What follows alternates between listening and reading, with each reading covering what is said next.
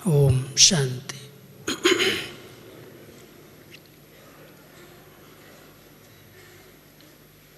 हम सभी प्यारे बाबा के 38वें स्मृति दिवस पर विशेष बाबा के घर में पहुँचे हैं। बाबा की पालना के अनुभव हम अपनी दादियों के मुख से, वरिष्ठ भाइयों के, बहनों के मुख से सुन रहे हैं। साकार में 33 वर्ष कैसे बच्चों की पालना की, जिन्होंने वो पालना ली है, वो पालना के दिन उन्हें विशेष 18 जनवरी पर याद आते हैं। लेकिन अव्यक्त पालना भी 38 वर्षों से हम सभी बाबा से लेते आ रहे हैं, और उस पालना में बाबा की भिन्न भिन्न विशेषताओं का अनुभव अव्यक्त रूप में भी हम सब ने किया है। साकार बाबा की एक रस स्थिति के अनुभव बहुत सुंदर बड़ी बहनों के मुख से सुनने को मिलते हैं, क्योंकि बाबा के सामने बहुत सी अनेक प्रकार की परिस्थितियां आईं। जिस बाबा ने इतना सम्मानपूर्वक अपना जीवन जिया, जिसको राजाओं महाराजाओं के अंदर भी आदर प्राप्त होता था, सभी बहुत ऊंचे व्यक्तित्व के रूप में बाबा को जानते थे। शिव बाबा की प्रवेशता होने के पश्चात आप सबने इतिहास सुना है, कितने विरोध हुए, कितना सामना करना पड़ा। बाबा तो कई बार हंसी में कहते थे, एक सिंधी में कहावत है, वाट वेंदे ब्राह्मण फाथो, रास्ते चलते ब्राह्मण फंस गया। क्योंकि बाबा जिन्होंने कभी भी बच्चों के द्वारा या समाज के द्वारा अपमान सुना नहीं, ऐसा कोई शब्द नहीं सुना। शिव बाबा की प्रवेशता हुई और विरोध का सामना हुआ।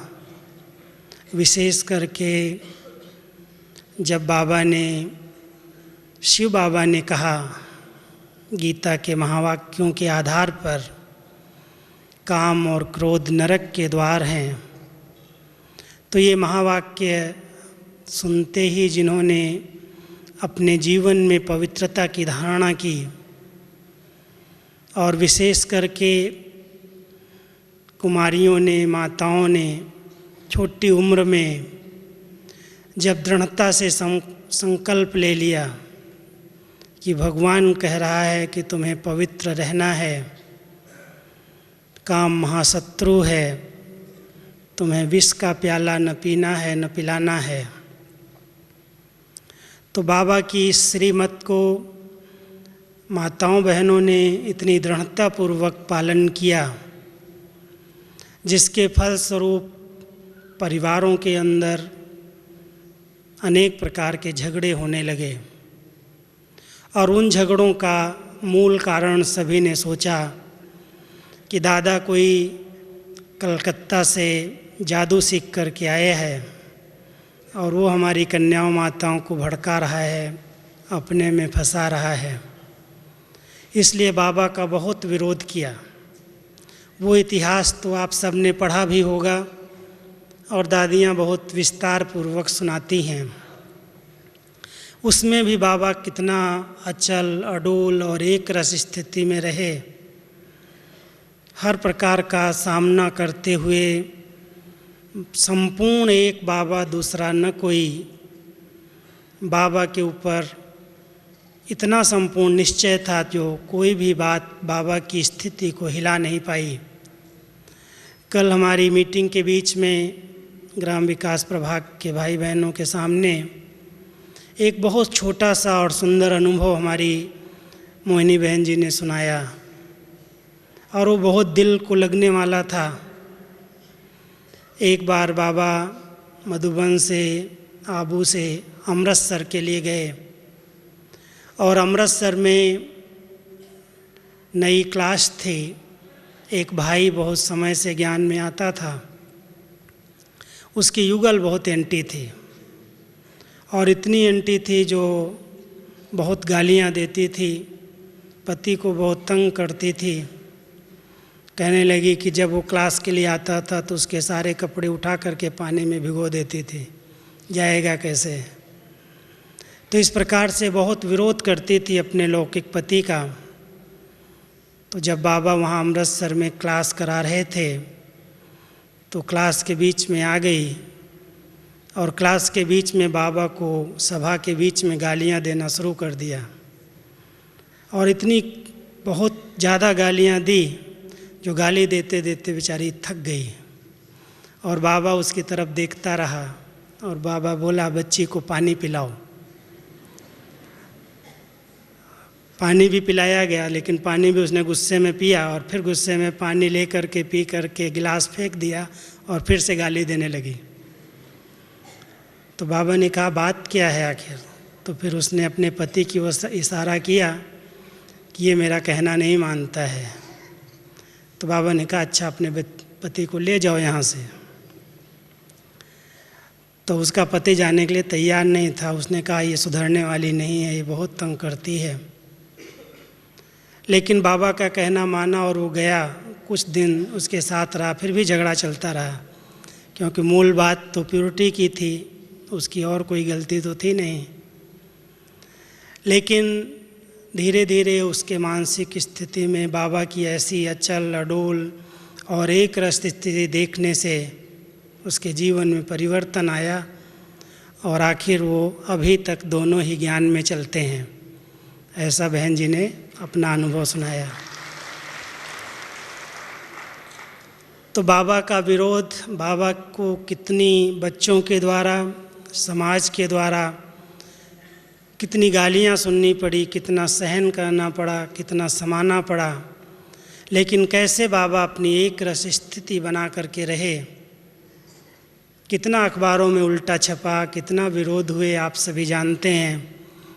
अभी तक भी कहीं कहीं परम मित्र हम सबके हैं, ब्रह्मा कुमारी के भी हैं, जिसके नाम से बहुत उल्टी उल्टी बातें कभी कभी छाप देते हैं।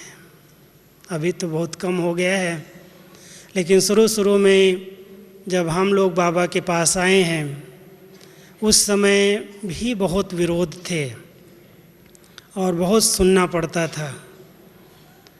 तो वो समय था जब अपनी स्थिति को एक रस रखना, एक बाबा में संपूर्ण विश्वास जो किसी भी प्रकार से हिले नहीं, डगमग नहीं हो।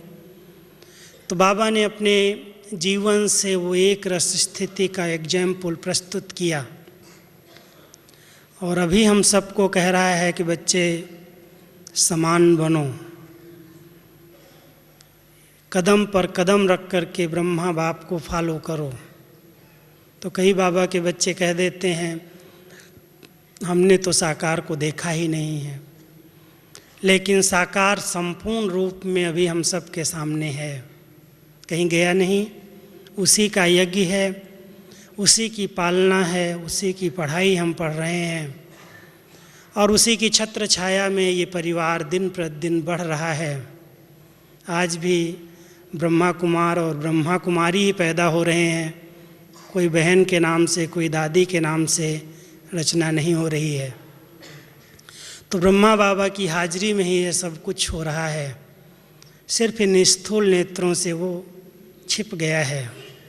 हमें ये स्थूल नेत्रों से देखने की आदत पड़ी हुई है, इसलिए हम कहते हैं हमने बाबा को देखा ही नहीं है।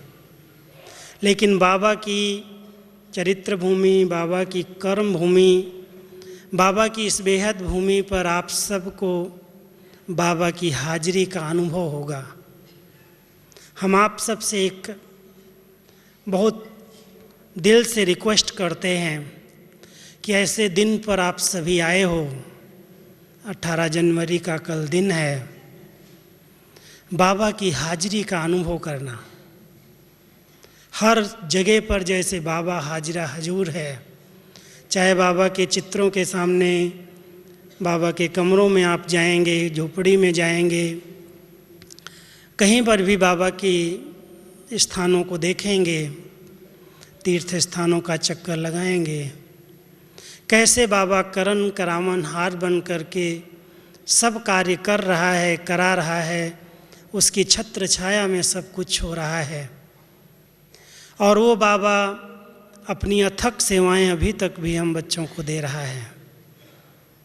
इसलिए इस टॉपिक को मैंने पसंद किया। हमने कहा कि अव्यक्त रूप में बाबा ने एक रस और अथकपन का हम सब बच्चों के सामने एक बहुत सुंदर उदाहरण प्रस्तुत किया है। आज 38 वर्षों से दादी के माध्यम से बाबा कितना अथक और एक रस स्थिति से हम बच्चों की पालना कर रहे हैं। आप सबको जो पुराने हैं उनको पता है कि बाबा इस सभा में जब मधुबन के अंदर छोटे हाल में या कमरे में आते थे तो 14-14, 15-15 घंटे बैठ कर के एक रस स्थिति में बैठ कर के बच्चों को पालना देते थे, मिलते थे। और एक एक पर्सनल बाबा का बच्चा बाबा के सामने वरदान लेने आता था। मैं समझता हूँ हम लोगों ने करीब कई बार 15-15, 20-20 मिनट अकेले में बाबा से रूह रियान की है, बातें की हैं। और बहुत प्यार से बाबा दृष्टि देते, एक एक वरदान देते, शक्ति देते। और कई बार छोटा सा परिवार था और बाबा की वो पालना व्यक्त रूप में हम सबको मिली। तो बाबा की पालना में एक रस और अथकपन को हमने बहुत गहराई से नोट किया कि जरा भी चेहरे पर, चाहे वो 14 घंटा बैठा है, गुलजार दादी के तन में है, दादी को अपने शरीर का भान नहीं है, लेकिन बाबा बैठ कर के उसी मुस्कुराहट से, उसी एकरस स्थिति से कैसा भी बच्चा सामने आए, चाहे वो भूलें करके ही क्यों ना आया हो, बाबा जानी जाना हार उसकी गलतियों को जानता भी है, लेकिन फिर भी कभी उसके सामने आने पर महसूस नहीं कराता कि तुम्हारी ये गलती है, तुमने ये गलती की है। एक एक बच्चे की विशेषता को देख करके उसको आगे बढ़ाना, उसमें उमंग उत्साह के पंख लगा देना, उसकी बीती को भुला देना, उसको क्षमा कर देना, ये बाबा ने प्रैक्टिकल कर्म करके हम सबको सिखाए हैं। एक दिन की बात है, बाबा अव्यक्त रूप में दादी के तन में मेडिटेशन हॉल में आए हुए थे और मैं बाबा के महावाक्य उस समय हाथ से लिखता था। पूरी रात बाबा जो कुछ बोलते थे, एक एक भाई को, बहन को वरदान देते थे। तो मुझे सेवा मिली थी कि जो बाबा बोलते हैं तुम नोट करो, क्योंकि उस समय टेप रिकॉर्ड नहीं थे, तो टेप भी नहीं करते थे और टाइप तो अभी कंप्यूटर है तो डायरेक्ट करते हैं, बाबा बोलता है और टाइप कर लेते हैं। लेकिन उस समय जितना कुछ बाबा बोलते थे रात भर, तो मैं हाथ से लिखता था और लिख करके सुबह टाइप करके फिर सभी सेंटर्स को भेजता था। तो एक दिन की बात है, रात को करीब 12-1 बजा होगा, 5-6 भाइयों का ग्रुप ऐसे सामने बाबा के खड़ा था और बाबा संदली पर बैठ करके उनको वरदान दे रहे थे। अचानक एक भाई को पता नहीं क्या हुआ और वो बाबा के ऊपर गिर गया और इतनी ज़ोर से गिरा दादी के ऊपर। बाबा तो अव्यक्त है, दादी तो साकार में थी सामने, जो इस हाथ के ऊपर पूरा उसका लोड आ गया शरीर का। और बाबा कहता बच्चे को उठाओ, बच्चे को उठाओ। तो हम सभी जो आजू बाजू बैठे थे जब तक दौड़ के गए और उसको जब हाथों से उठाया तो उसका तो नशा था, अलग प्रकार का कुछ हुआ था, उसको बेहोशी की हालत में ही था। लेकिन बाबा 1 सेकंड के लिए ऐसे हाथ को लेकर के और ऐसे साल के नीचे ऐसे कर लिया, कुछ बताया नहीं क्या हुआ। और फिर वैसे ही बच्चों से मिलना शुरू कर दिया, फिर वैसे ही मुस्कुराहट, फिर वही बाबा का मिलन। और फिर 6 घंटे तक बाबा, सुबह 7 बजे तक बाबा उसी तरह से मुरली चलाते और मिलते रहे। तो सवेरे जब बाप दादा ने विदाई ली, उसके बाद दादी को तो दर्द होगा ना, हाथ में चोट लग गई थी। बाबा तो पार्ट बजा के चला गया। तो दादी को हाथ में जब थोड़ा दर्द हुआ तो बोला कुछ हो रहा है, पता नहीं क्या हुआ है। तो उसको पट्टी बांधी, भूल गया था सबने। तो हम लोग गए दादी के पास, हमने पूछा दादी क्या हुआ आपको, कैसे लगा? दादी पता नहीं, रात को तो ठीक था, अभी बड़ा हाथ दर्द कर रहा है। तो हमने कहा दादी ऐसे ऐसे रात को बाबा के ऊपर एक भाई गिर गया और अचानक गिरा, इसलिए हम लोगों को पता नहीं चला। बोला आप लोग क्या कर रहे थे? हम लोग तो दूर बैठे लिख रहे थे, लेकिन अचानक गिर गया। तो ऐसे ऐसे बाबा को पार्ट बजाते हुए कई बार अथक और एक रस, जरा भी थकावट का चिन्ह चेहरे पर नहीं। बाबा जाते हैं, उसके बाद दादी इतनी स्फूर्ति से चलने लगती है, जाती है, जो आप देखते रह जाओगे कितने घंटे बैठने के बाद कोई इतनी फास्ट जा सकता है। तो बाबा का वो स्वरूप सामने आता है। बाबा कहता है बच्चे, बहुत भिन्न भिन्न परिस्थितियाँ आप सबके सामने आती हैं, आएंगी, लेकिन बहुत काल का अभ्यास एक रस स्थिति में रहने का चाहिए। घड़ी घड़ी मूड चेंज न हो, स्थिति बदल न जाए। बाबा ने क्या किया जो ऐसी स्थिति बनी? अगर इस पर आप सभी थोड़ा सा विचार करें कि बाबा को एक बाबा दूसरा न कोई, एक को देखना है, एक से सब रस लेना है, एक से मिलन मनाना है, इतना संपूर्ण निश्चय, एक बल और एक भरोसा, इस निश्चय के बल के आधार से बाबा ने अपनी एक रस स्थिति बना ली, ब्रह्मा बाबा ने। और उसी आधार से सहन भी किया, सुना भी, समाया भी, बच्चों की हलचलें भी देखी, और कोई ने कुछ गलत भी किया उसको भी परवश समझकर, निर्दोष समझ कर के क्षमा कर दिया। गुस्सा नहीं किया, अपनी स्थिति को नहीं बिगाड़ा। हम बच्चों को भी बाबा यही प्रेरणा देते हैं, यही शिक्षा देते हैं कि अगर कोई आत्मा किसी संस्कार के, किसी बुराई विकार के वशीभूत होकर के, परवश होकर के उल्टा करती है, तो आप अपने हाथ में ला नहीं उठाओ, गुस्सा नहीं करो, लेकिन उसको क्षमा करो। अगर कोई ला उठाता है तो उसके कई कारण हैं। वो अपने आप को अधिकारी समझता है, वो अपने आप को बड़ा समझता है, या अपने आप को संबंध के आधार से, ब्लड कनेक्शन के आधार से नज़दीक की समझता है। इसलिए अपने नज़दीकियों की गलती, छोटी सी गलती को भी वो बहुत बड़ी महसूस करता है, और उसके आधार से वो अपनी स्थिति को बिगाड़ रहा है। इस बात को थोड़ा सा गौर करके आप सभी विचार करके देखना कि हमारी स्थिति अगर डगमग होती है, हलचल में आती है, एक रस नहीं रहती है, तो उसके क्या कारण हैं? बाबा तो ऐसा बन गया, और बाबा संपन्न संपूर्ण बन करके हमारी पालना कर रहे हैं। हमको भी उसी स्टेज पर पहुंचना है, और बाबा के समान हम बनना चाहते हैं, हम सबका संकल्प है।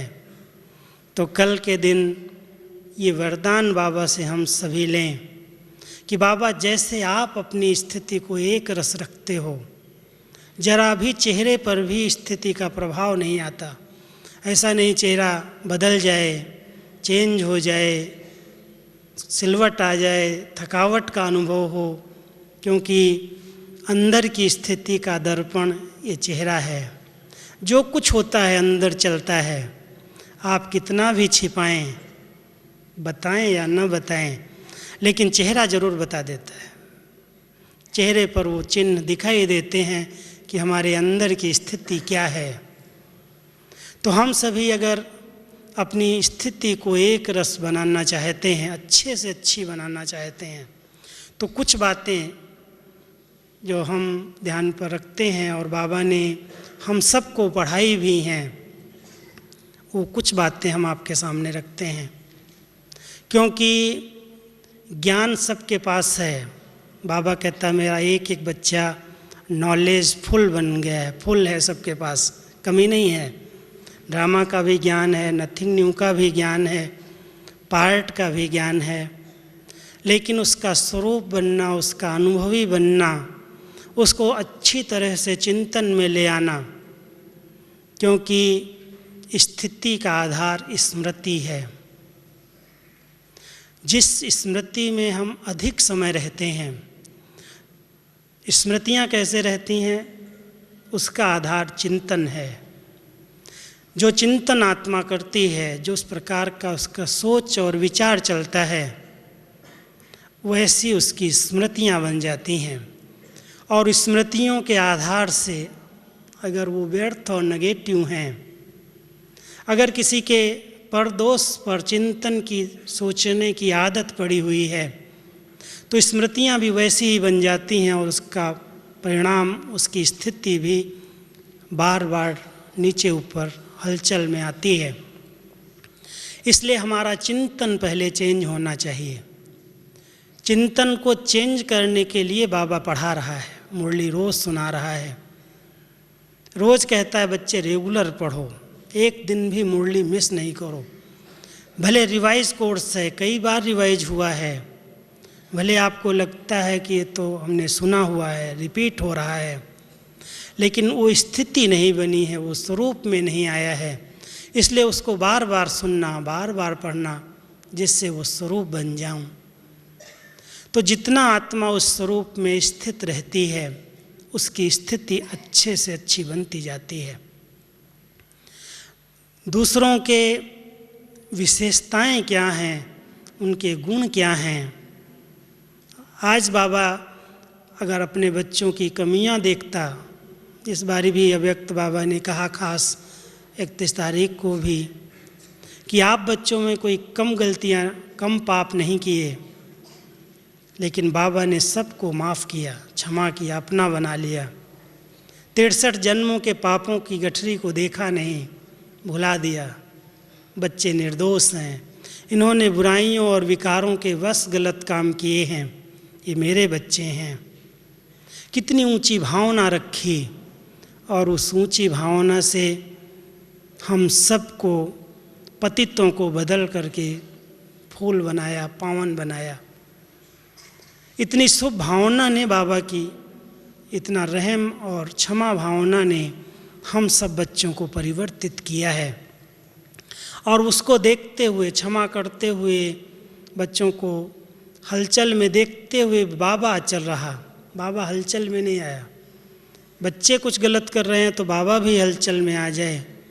अगर कोई बीमार है और बीमार को देख करके डॉक्टर भी दुखी हो जाए तो उसको दवाई क्या देगा? दुखी नहीं हुआ, उसकी हलचल में, उसकी कमजोरियों में, उसकी कोई भी प्रकार की भूलों को देख करके बाबा ने अपनी स्थिति नहीं बिगाड़ी। निर्दोष है, बच्चा है, ये परवश हो गया है, संस्कार हैं पिछले मध्यकाल के। इसके आदिकाल के संस्कार कितने ऊंचे हैं, इसके अनादिकाल के संस्कार कितने ऊंचे हैं, उस ऊंची नज़र से देखा, इसलिए क्षमा किया और उस क्षमा भावना के आधार से अपनी स्थिति को एक रस बना लिया। तो एक एक बच्चे को निर्दोष समझ करके उनके गुणों को देखा और कभी भी संबंध, लौकिक संबंध के आधार से व्यवहार नहीं किया। चाहे भले लौकिक बच्चे थे, लौकिक बच्चों ने भी समय पर, बड़ा होने पर कुछ न कुछ, भले एक यज्ञ में रहे और चले गए तो भी बाबा ने कहा बच्चे निर्दोष हैं, कोई हर्जा नहीं है। तो भी बाबा ने उनको क्षमा करके उनको भी निर्दोष दृष्टि से देखा। तो बाबा की एक रस स्थिति हर बच्चे के गुणों पर जाने के कारण बनी। हर एक की विशेषता देखी, और यही आज तक भी कहता है कि अगर मेरे माला का लास्ट दाना भी है, 9 लाख की माला में भी लास्ट दाना है, तो भी वो दुनिया वालों से विशेष है, तो भी इसकी बहुत बड़ी विशेषता है। इसने बाबा को पहचान करके बाबा कहा है। इस अच्छाई और विशेषता को देख करके बाबा उसको भी प्यार करता है, उसको भी ऊंची दृष्टि से देखता है, सम्मान से देखता है। इसलिए कोई कितना भी विघ्न रूप भी बने तो भी बाबा ने उनको बच्चे और निर्दोष समझ करके क्षमा कर दिया और अपनी स्थिति को एक रस रखा। तो हम सभी बाबा के बच्चे भी अगर कोई ऐसी नेगेटिव सीन देखते हैं, दिखाई देती हैं, तो इस बार भी बाबा ने यही होमवर्क दिया है कि नेगेटिव को पॉजिटिव में बदलो। नेगेटिव का चिंतन वर्णन करके व्यर्थ को फैलाओ नहीं, उसका विस्तार नहीं करो, उसको फुल स्टॉप लगाना सीखो। अगर हम अपनी एक रस स्थिति बनाना चाहते हैं तो विस्तार को देखना, सुनना, उसका चिंतन, उसका वर्णन, उसके विस्तार में जा कर के उसको विस्तार कर देना। बाबा कहता बच्चे इसको फुल स्टॉप लगाओ। विस्तार में सार्ध को देखने की अगर आदत डाल ली तो आपकी स्थिति एक रस हो जाएगी। अगर गुणग्राही बन गए तो एक रस स्थिति हो जाएगी। अच्छाई कोई है तो भी प्रभावित नहीं होना, नहीं तो स्थिति बिगड़ जाएगी। कई बार हम अच्छाइयाँ देखते देखते, विशेषताएं देखते देखते उसकी तरफ झुक जाते हैं, वो भी बाबा को अच्छा नहीं लगता। विशेषता अगर किसी में है तो किसकी देन है, किसने इसको ये विशेषता दी है, उस ऊंची नज़र से देखो तो आपका झुकाव नहीं होगा, लगाव नहीं होगा, फंसेंगे नहीं। अच्छाई को भी साक्षी दृष्टा बन करके देखो। अगर कोई बुराई कर रहा है, गलत कर रहा है, तो भी रहम भावना से, शुभ भावना से, परोपकारी भावना से, अपकारी भी है तो भी उस पर उपकार की भावना से, उस नज़र से देखो और व्यवहार करो। एक रस स्थिति बनाने के ये बहुत अच्छे सूत्र बाबा ने हम सबको दिए हैं। ड्रामा का तो इतना अच्छा ज्ञान है कि कोई आत्मा का पार्ट एक का दूसरे से नहीं मिल सकता है, और जो कुछ ड्रामा अनुसार चल रहा है वो एक्यूरेट चल रहा है। अगर इस बात को हम सिर्फ नॉलेज तक न रखें लेकिन इसका चिंतन करके इसका स्वरूप बन जाएं, तो हम सबके पार्ट को साक्षी होकर के देख सकते हैं और अपनी अच्छी स्थिति में स्थित रह सकते हैं। परिस्थितियाँ, समस्याएं, विघ्न, कौन ऐसा है कलयुग के अंदर जो कहे कि मेरे आगे कोई भी नहीं आता। हर एक के आगे भिन्न भिन्न रूप से माया अपने नए नए रूप दिखाती है। जब हम योद्धे हैं, जब हम चैलेंज कर रहे हैं, तो माया भी उस चैलेंज को सुनती है। बाबा कहता वो भी सुन रही है। तुमने संकल्प कोई लिया है तो तुम्हारा सामना जरूर करेगी, लेकिन तुम्हें विजयी बनना है। इसलिए चैलेंज है हमको बाबा की कि बच्चे एक रस स्थिति बना करके दिखाओ। हलचल में नहीं आओ, छोटी बात हो गई, कोई ने कुछ कह दिया, मूड खराब कर लिया, नींद नहीं आई। कई बार नींद की गोली भी कईयों को लेनी पड़ती है। बाबा के बच्चे जिनके पास इतना ऊंचा ज्ञान है, जिनकी इतनी ऊंची स्थितियां हैं, वो हलचल में आकर के किसी बीमारी के वश हैं तो अलग बात है, लेकिन कोई छोटी सी बात हो गई, कोई ने कुछ कर लिया, कुछ हो गया और उसके फलस्वरूप इतने हमारे व्यर्थ चिंतन चल जाएं, इतना हमारा माइंड डिस्टर्ब हो जाए जो नींद की गोली लेनी पड़े। बाबा कहता बच्चे ये ज्ञान की ग्लानि है। अगर डॉक्टर के पास आप जाओगे और वो आपको तनाव में देखेगा, टेंशन में देखेगा, किसी कारण से बीपी बढ़ा हुआ देखेगा तो क्या कहेगा? ये राजयोगी हैं, ये योग कर रहे हैं, ये भगवान के बच्चे हैं। कहते तो बहुत बातें हैं, करते तो बहुत कुछ, लेकिन इनका जीवन कैसा है? तो बाबा को हम सभी प्रत्यक्ष करने वाले बच्चों को अपनी जीवन से बाबा को प्रत्यक्ष करना है। एक रस स्थिति से प्रत्यक्ष कराना। एक रस ये नहीं है कि जैसे हैं वैसे हैं, ठीक है, एक रस हैं, लेकिन एक रस माना उमंग है, उत्साह है, उड़ती कला के पंख हैं, नशा है और आगे बढ़ रहे हैं, पीछे नहीं हट रहे हैं, अथक हैं, थक नहीं रहे हैं। नहीं तो छोटी छोटी बातें थका देती हैं आत्मा को, चिड़चिड़ापन आ जाता है, थकावट होती है, काम करने की, सेवा करने की दिल नहीं होती, और थोड़ा सा मनमुटाव हुआ, कोई कारण से हो गया तो सेवाएं छोड़ देते हैं, कहते हैं छोड़ो ये सब, यहाँ पर ये लफड़ा है, यहाँ पर ये झंझट है, यहाँ ये बात है, यहाँ ये बात है। छोटी छोटी बातें ले करके अपने मन को ख़राब करके, मूड को ख़राब करके, डिस्टर्ब हो करके बाबा की सेवाएं, बाबा की पढ़ाई, बाबा के कार्य से विमुख हो जाना, बाबा कहता है ये भी वास्तव में एक प्रकार की अज्ञानता की नींद है। जैसे वो नींद थकावट से आती है, जब बहुत थक जाता तो आलस्य आता है, नींद आती है, ऐसे ही मानसिक रूप में थकी हुई आत्माएं जो किसी भी कारण से डिस्टर्ब हो जाती हैं, वो अज्ञानता की नींद में सो जाती हैं। उन्हें ज्ञान की रोशनी मिलते हुए भी, ज्ञान की इतनी पढ़ाई मिलते हुए भी लगता है कि कोई जीवन में रस नहीं है। अगर कोई बाबा का बच्चा निरस जीवन का अनुभव करे, इतनी रस वाली जीवन, इतनी मौज और मनोरंजन वाली जीवन, जिसमें भगवान पढ़ा रहा है, भगवान पालना कर रहा है। आज भी स्लोगन में कहा कि बाप तो सभी कह रहे हैं, लेकिन पालना और पढ़ाई का अनुभव किसको? हम सभी बहुत फ़ख्र से, बहुत नशे से कहते हैं कि भगवान हमें पढ़ा रहा है, भगवान की हमें पालना मिल रही है, इसका हमने अनुभव किया है, आँखों ने देखा है, अनुभवों की आँख से हमने जाना है, पहचाना है।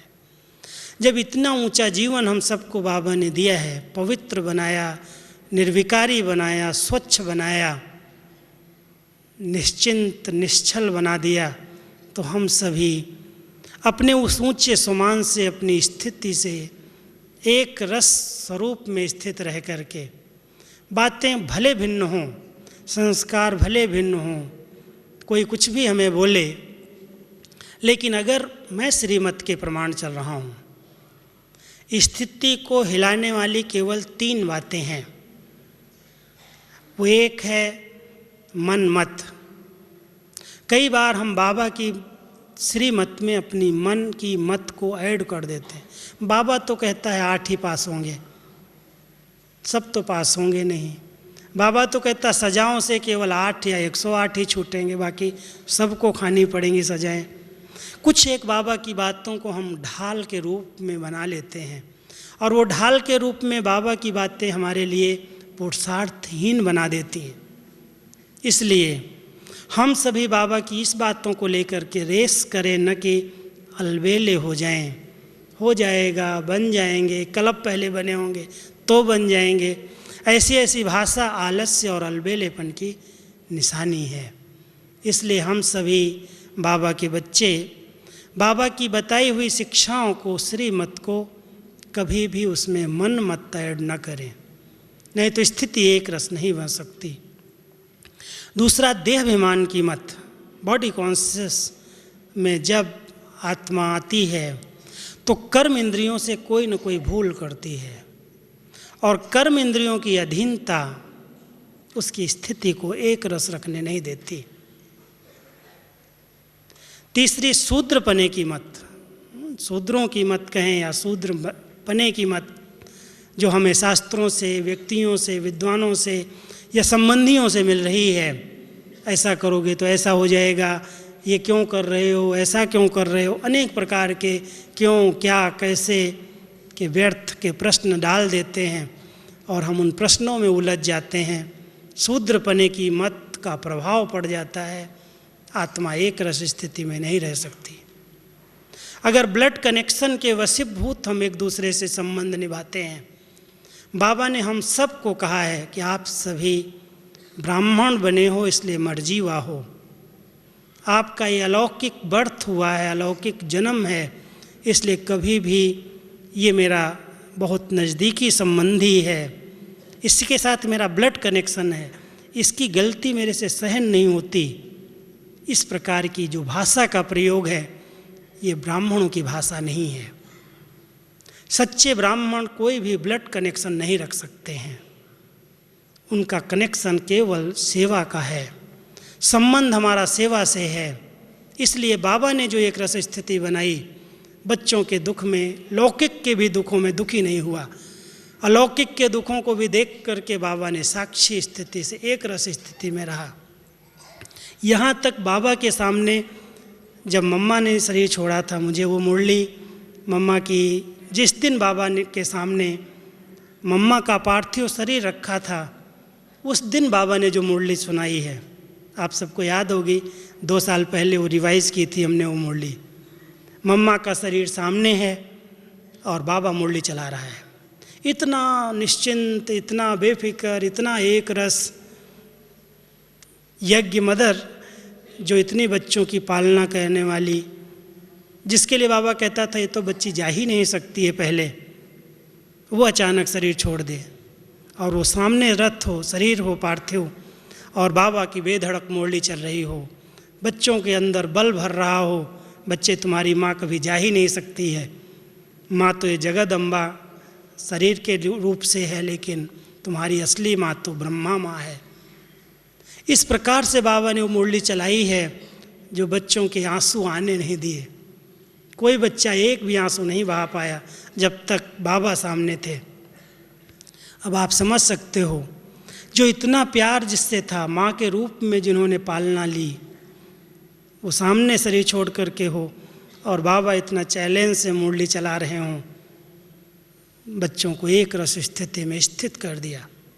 तो इस प्रकार से बाबा की कोई भी परिस्थिति, कोई भी घटना, कोई भी प्रकार की दुनिया की समस्याएं, चाहे दैहिक आई, चाहे पारिवारिक आई, चाहे समाज के द्वारा आई, चाहे सरकार के द्वारा आई, चाहे प्रकृति परिस्थिति के वशीभूत आई, चाहे आर्थिक रूप में आपने सुना होगा बेगरी पार्ट कैसा चला, हर प्रकार की परिस्थितियों का सामना करते हुए बाबा अपनी एक रस स्थिति में रहे।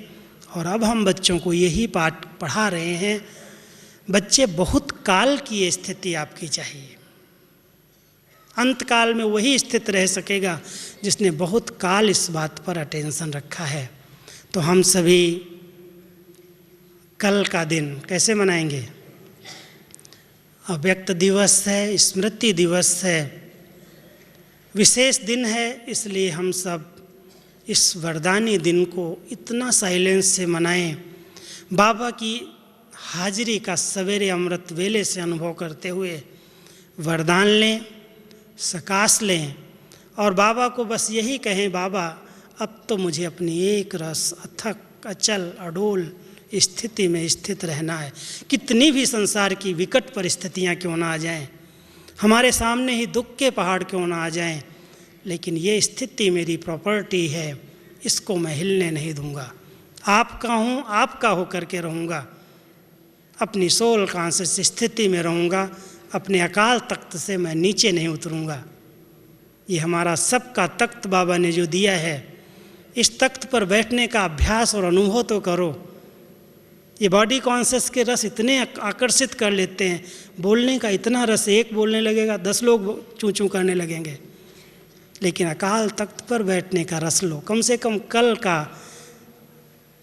दिन जो है ये अकाल तख्त नसीन हूँ और बाबा के दिल तख्त नसीन हूँ। भविष्य तख्त हमारा निर्धारित है, वो तो मिलेगा ही, लेकिन उसकी चिंता न करके मुझे अपने अकाल तख्त पर विराजमान रहना है। और जब आत्मा अपने अकाल तख्त पर रहेगी, वाणी में आने की इच्छा ही नहीं होगी, आवाज़ से हम परे चले जाएंगे। तो कल का स्मृति दिवस, बाबा से अथक और एक रस स्थिति का वरदान लें और उस स्थिति में स्थित होकर के हम कल बाबा से शाम को अव्यक्त मिलन मनाएं, डायरेक्ट साकार पालना का अनुभव करें। 3 मिनट बाबा के प्यार की, बाबा की गोदी में जाकर सोएं। तो इसलिए प्यार में बैठ कर के योग करके हम सभी यहाँ से उठेंगे।